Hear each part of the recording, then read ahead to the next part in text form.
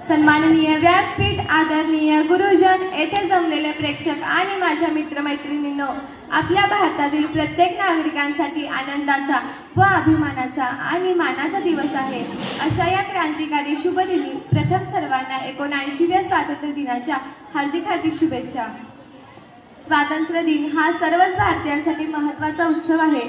या दिवशी सर्व भारतीय संघर्ष आणि विद्रोह करून स्वातंत्र्यासाठी लढणाऱ्या महान स्वतंत्र सैनिक आणि नेत्यांची आठवण करतात। हा दिवस देशाची शक्ती देखील जगासमोर दाखवतो आणि संपूर्ण देशाची एकता जगासमोर मांडतो। तिरंगा आमचा झेंडा उंच उंच फडकवू, तिरंगा आमचा झेंडा उंच उंच फडकवू, प्राणपणाने लढून आम्ही शान याची वाढवू, प्राणपणाने लढून आम्ही शान याची वाढवू। 15 ऑगस्ट 1947 हाच तो दिवस ज्या दिवशी भारत भूमीतील असंख्य सुपुत्रांच्या प्राणाच्या बलिदानाच्या आहुतींनी इंग्रजांच्या गुलामगिरीतून भारतीयांची सुटका झाली।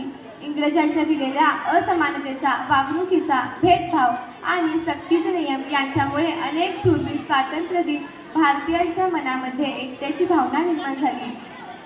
लोकमान्य टिळकांनी कडक भूमिका घेत स्वदेशी बहिष्कार चळवळीचा पुरस्कार केला आणि स्वराज्य माझा जन्मसिद्ध हक्क आहे आणि तो मी मिळवणारच अशी प्रतिज्ञा त्यांनी घेतली। टिळक यांच्यानंतर महात्मा गांधीजींनी असहकार चळवळ, सविनय कायदेभंग याप्रमाणे अनेक लढे व सत्याग्रह केले। त्यांनी भारतीय जनतेस करा या मरा असा संदेश दिला। भगतसिंग, राजगुरू, सुखदेव यांनी सशस्त्र हल्ले घडून आणले। सुभाषचंद्र बोस यांनी तू मुझे खून दो मैं तुम्हें आजादी दूंगा असे म्हटले। मित्रांनो, मराठीत अशी एक म्हण आहे, जो इतिहास विसरतो तो कधी इतिहास घडू शकत नाही आणि जो इतिहास घडवितो ना तो कधी इतिहास विसरू शकत नाही। हा एक इतिहासाकडून मिळालेला पाठ आहे। हा देश तुमचा आमचा नसून तो माझा आहे असं आपण म्हणतो। आम्ही रोज प्रार्थना वेळी प्रतिज्ञा म्हणतो, भारत माझा देश आहे, त्या ठिकाणी भारत हा माझा देश आहे असं सांगितलंय। एखादी गोष्ट जेव्हा आपली स्वतःची असते तेव्हा आपण त्याची जास्त काळजी घेतो। एखादी आई म्हणते ना की तो मुलगा माझा आहे, म्हणजे त्याची संपूर्ण काळजी व जबाबदारी मीच घेतली पाहिजे असं तिला वाटत असतं।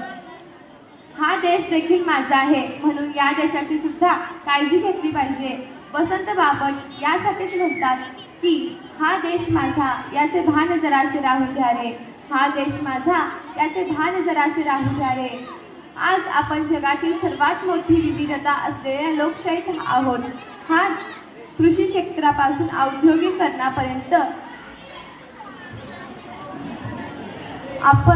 आपण जगातील मोजक्या प्रगत देशाच्या पंक्तीत आहोत व सतत आपला देश प्रगतीपथावर पुढे जात आहे आणि मिळालेले हे स्वातंत्र्य अबाधित ठेवूयात।